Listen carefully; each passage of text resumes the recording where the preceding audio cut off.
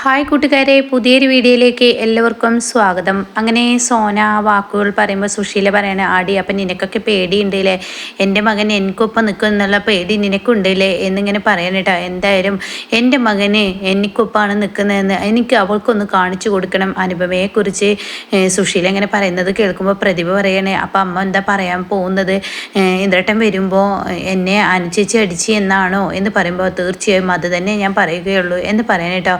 എന്നാൽ ഇത് കേൾക്കുന്ന പ്രതിഭയ്ക്ക് അത്ര അങ്ങ് ഉൾക്കൊള്ളാൻ കഴിയില്ല. ഇതേ സമയം സുശീലയോട് ഭാനുമ പറയണ, സുശീലയെ നീ ഒരു കാര്യം ചിന്തിച്ചോ, നീ വായിൽ തോന്നിയത് വിളിച്ചു പറഞ്ഞു കഴിഞ്ഞാൽ അത് കേട്ട ഉടനെ സുശീല പറയണേ, വായിൽ തോന്നിയതോ, സത്യല്ലേ ഞാൻ വിളിച്ചു പറയുന്നത്, അവളെ എൻ്റെ മുഖത്തടിച്ചില്ലേ. ഉടൻ തന്നെ ഭാനുമ പറയണേ, ആ അത് ശരിയാണ്. അപ്പോൾ ഉടൻ തന്നെ സോന പറയണേ, അമ്മേ അതിന് കുറ്റബോധം കൊണ്ട് അനുചേച്ചി ഇവിടെ നിന്ന് തെറ്റ് പറയാനും ഇങ്ങോട്ടേക്ക് വന്നു, യാദൃശികമായുള്ള അടിയാണ്.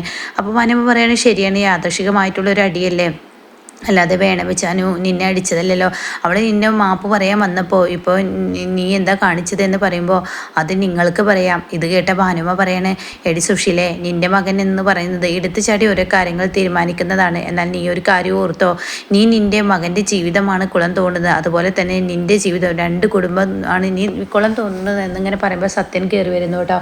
അപ്പോൾ സത്യനും ശ്യാമനെയും കാണുമ്പോൾ ഇവരുടെ ഈ സംസാരം കേട്ടോടെ തന്നെ സത്യൻ ചോദിക്കുക, നീ എന്തിനാണ് ഇവിടെ ഇങ്ങനെയൊന്ന് എന്ന് ചോദിക്കണം കേട്ടോ.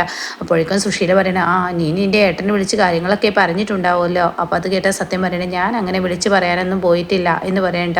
അപ്പോൾ ഇത് കേൾക്കുന്ന സുശീല പറയണേ, എന്തായാലും എൻ്റെ മകൻ നാളെ വരട്ടെ. അപ്പോൾ ഉടൻ തന്നെ സത്യം പറയുന്നുണ്ട്, നാളെ എന്തായാലും ഇന്ദ്രേട്ടനെ എത്തും, അമ്മ വായി തോന്നിയത് വിളിച്ച് പറയാൻ നിൽക്കണ്ട, ഞാൻ പറയൂടാ, ഞാൻ അവൾ എന്നെ അടിച്ചു എന്നുള്ളത് തന്നെ പറയും. അപ്പോൾ എൻ്റെ മകൻ എടുക്കുന്ന തീരുമാനം അവളും കൂടി ഒന്ന് കാണട്ടെ എന്നൊക്കെ പറയുമ്പോൾ തീർച്ചയായും അമ്മയുടെ എരിപിടി കയറ്റിയ വാക്കുകൾ കേട്ട ഇന്ദ്രേട്ടൻ പല തീരുമാനങ്ങളും എടുക്കുമായിരിക്കും. പക്ഷേ ഒരാൾ തെറ്റ് ഏറ്റു പറയാൻ വരുമ്പോൾ അമ്മയെ അത് ഉൾക്കൊള്ളാൻ കഴിവേണം. എടാ, ഞാൻ നിന്നോടൊന്ന് ചോദിക്കട്ടെ, എൻ്റെ മകന് അനന്തമാഷിനെ കരണക്കുറ്റി നോക്കി ഒന്നാണ്ട് കൊടുത്തു, എന്നിട്ട് അനന്തമാഷിനോട് സോറി പറഞ്ഞു എന്ന് പറഞ്ഞാൽ അത് അനുഭവം അംഗീകരിക്കുമോ എന്ന് ചോദിക്കുമ്പോൾ അവിടെ സത്യന് മറുപടി ഇല്ല കേട്ടോ. എന്നാൽ ഈ സമയം സുശീല പറയണേ, എൻ്റെ മകൻ വരട്ടെ, എന്തായാലും അവൾ ഓരോന്ന് വിളിച്ച് പറഞ്ഞിട്ടുണ്ടാവുമല്ലോ. അത് കേട്ടാൽ സത്യം പറയണേ, ഒരിക്കലും അനുചേച്ചി ഒന്നും വിളിച്ച് പറയില്ല.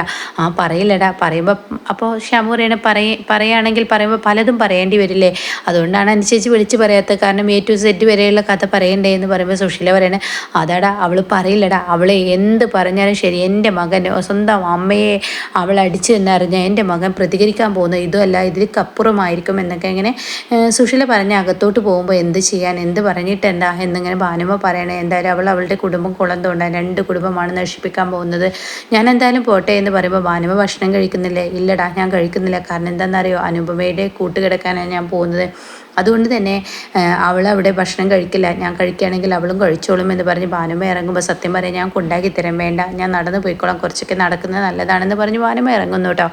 പിന്നീട് ചീരുവിനെയാണ് കാണിക്കുന്നത്. ചീരുവും ഈ പറയുന്ന മാഷുമാണ്.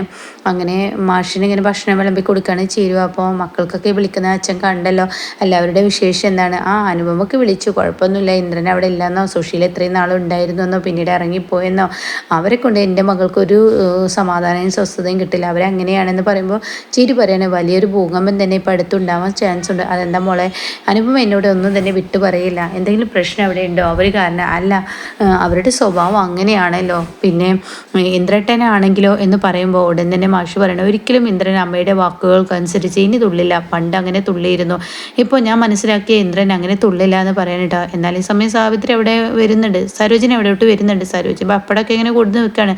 അപ്പോൾ കഞ്ഞി ഇങ്ങനെ വിളമ്പുകയാണ്. അപ്പോൾ ഉടൻ തന്നെ ഞാൻ ദയയുടെ അടുത്തോട്ട് ദയക്കൊന്ന് വിളിക്കുക, ശബരിക്ക് വിളിക്കുകയും ഞാൻ ചെയ്തില്ല, എന്തായാലും ദയയും ശബരിയൊക്കെ ഒന്ന് വിളിക്കണം, അല്ലെങ്കിൽ വേണ്ട ഞാൻ നാളെ പോയിക്കോളാം എന്ന് പറയട്ടെ. അപ്പോൾ ഇത് കേൾക്കുന്ന സരോജിനി പറയണേ, എന്നാൽ ചിരുവിനെയും കൊണ്ടുപോകണം, മാഷ് പോകുന്നുണ്ടെങ്കിൽ. അത് കേട്ട ഉടൻ തന്നെ അതെന്താ എന്ന് ചോദിക്കുമ്പോൾ അവളുടെ ചെക്കപ്പ് നടത്തിയിട്ട് ഒത്തിരി നാളായി, അതുകൊണ്ട് തന്നെ ഇനിയിപ്പോൾ ഡെയിലി ചെക്കപ്പ് അവൾക്ക് ആവശ്യമാണ്, അതുകൊണ്ട് നാളെ ഒന്ന് പോയിക്കോട്ടെ എന്ന് പറയട്ടെ. അപ്പോൾ ഇത് കേൾക്കുന്ന ചിരു പറയാം, അയ്യോ എങ്ങനെ നടക്കും ചേച്ചി, 3 മക്കളെയൊക്കെ നോക്കുക എന്ന് പറയുന്നത്. അപ്പോൾ ഇത് കേട്ട ഉടൻ തന്നെ മാഷ് പറയാം, അത് ശരിയല്ല, 3 മക്കളെ എന്നാൽ ഒരു പണി ചെയ്തേക്കണം, നിങ്ങൾ ലച്ചുമോളെ കൊണ്ടേക്കോ എന്ന് സരോജിനി പറയണ്ട. അപ്പോൾ ഇത് കേൾക്കുന്ന മാഷ് പറയുന്നത്, അതൊന്നും നടക്കില്ല, കുഞ്ഞുങ്ങളെ എടുത്ത് നടക്കാനുള്ള മാനസികാവസ്ഥ എനിക്കൂല, ആരോഗ്യം അവൾക്കൂല എനിക്കൂല എന്നൊക്കെ ഇങ്ങനെ പറയണം. അപ്പോൾ ഇത് കേൾക്കുന്ന മാഷ് പറയാം, ഒരു പണി ചെയ്യാം, ഞാൻ എന്തായാലും രഘുനോ അമ്പളെയും ഇങ്ങോട്ടേക്ക് വിളിച്ചു വരുത്താം, ഇവളെ കൊണ്ടുപോവുകയും ചെയ്യാം, പിന്നെ ഇവളെ കൊണ്ടുപോയിട്ട് കാര്യമില്ലല്ലോ, ഒരു ദിവസം കൊണ്ട് അവളുടെ ചെക്കപ്പും കാര്യങ്ങളൊന്നും കഴിയില്ല, അതുകൊണ്ട് 2-3 ദിവസം അവളെ അവിടെ നിർത്തേണ്ടി വരും എന്നൊക്കെ ഇങ്ങനെ മാഷ് പറയുമ്പോൾ ചേരും അത് ഉൾക്കൊള്ളണം കേട്ടോ. അപ്പോൾ ഈ സമയം മാഷ് എന്നാൽ ഞാൻ നീക്കട്ടെ, മോളിരുന്ന് ഭക്ഷണം കഴിക്കുക, സരോജിനി ഇരുന്നോക്ക് എന്നൊക്കെ എന്നെ പറഞ്ഞിട്ട് മാഷ് പോകുന്നു. പിന്നീട് സരോജിനി പറയണം, അല്ല മോളെ നീ നാളെ ചെക്കപ്പ് കഴിഞ്ഞ് ഇങ്ങോട്ടേക്ക് എന്നെ പോരെ എന്ന് പറയുമ്പോൾ, ഇല്ല എനിക്ക് 2 ദിവസം അവിടെ നിൽക്കണം. കാരണം വിനയൻ എന്ന് പറയുന്ന കുബുദ്ധിക്കാരനെ എല്ലാവരും പിടിച്ച് സപ്പോർട്ട് ചെയ്യുന്നത് എന്തിനാണെന്ന് എനിക്കറിയാം. അച്ഛൻ്റെ മുഖത്തടിച്ച് ആ 2 വാക്ക് ചോദിക്കണമെന്ന് എനിക്കുണ്ടായിരുന്നു. പക്ഷേ ഞാനത് ചെയ്യാതിരുന്നത് അച്ഛനും ഞാനായിട്ടൊരു മനവിഷമം ഉണ്ടാക്കേണ്ടതെന്ന് കരുതിയാണ്. അതുകൊണ്ട് എനിക്ക് അയാളോട് ചോദിക്കാനുണ്ട്, എന്തിനാണ് നിങ്ങൾ ഈ നാടകം തുടരുന്നതെന്ന് അയാളുടെ മുഖത്തടിച്ച് ചോദിക്കണമെന്നൊക്കെ പറയുമ്പോൾ സരോജിനി പറയണേ, എന്തിനാ മോളെ ഇത്രയും അതിരുകടന്ന വാക്കുകൾ? അത് വേണം ചേച്ചി, അയാളുടെ കുബുദ്ധി എനിക്കേ അറിയുള്ളൂ, അയാളുടെ തന്ത്രങ്ങൾ എനിക്കേ അറിയുള്ളൂ എന്ന് ചീര് പറയുന്നു കേട്ടോ. പിന്നീട് ഇങ്ങനെ ശബരിയാണ് കാണിക്കുന്നത്. ശബരി ഇങ്ങനെ ടെൻഷൻ അടിച്ചിരിക്കുന്നത് കാണുമ്പോൾ അത് കണ്ടിട്ട് അങ്ങോട്ടേക്ക് രാമനാഥൻ വരികയാണ്. എന്താ മോനെ നിനക്ക് പറ്റിയത്? ഇത്രയും വല്ലാത്ത ടെൻഷൻ നിനക്ക് എന്താണെന്ന് ചോദിക്കുമ്പോൾ, ഒന്നുമില്ല അച്ഛാ, സത്യത്തിൽ ദയ പഞ്ചരത്നത്തിലോട്ടല്ലേ പോയിരിക്കുന്നത്, നീ എന്നോട് കള്ളം പറഞ്ഞു എന്നൊക്കെ പറയും. അല്ല അച്ഛാ എന്നിങ്ങനെ പറയാൻ കേട്ടോ.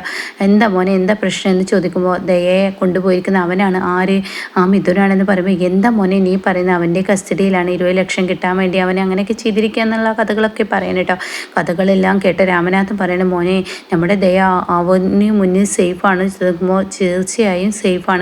അവർ വീഡിയോ കോളിൽ വിളിച്ചിരുന്നു, ദയ അവിടെ കിടക്കുന്നുണ്ട്, ഒരു ലേഡി ഒപ്പം ഉണ്ട്, അതുകൊണ്ട് പേടിക്കാനൊന്നും ഇല്ല എന്ന് പറയുമ്പോൾ, പറ്റില്ല മോനെ, നമ്മുടെ ദയ അങ്ങനെ വിട്ടുകൊടുക്കാൻ പറ്റില്ല.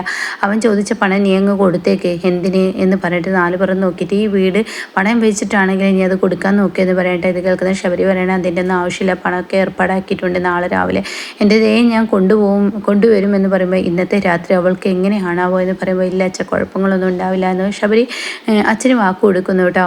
പിന്നീട് ദയയാണ് കാണിക്കുന്നത്. ദയയുടെ തൊണ്ട വല്ലാതെ വരണ്ടിരിക്കുകയാണ്. അങ്ങനെ ദയ പെട്ടെന്ന് ഉറക്കത്തിൽ നിന്ന് എണീറ്റിട്ട് വെള്ളം നോക്കുമ്പോൾ, അവിടെ ഇങ്ങനെ പരതി നോക്കുമ്പോൾ ഒരു കുപ്പിയിൽ വെള്ളം കിടക്കുന്നുണ്ടാവും. പിന്നീട് ദയ കുടിക്കുകയാണ്.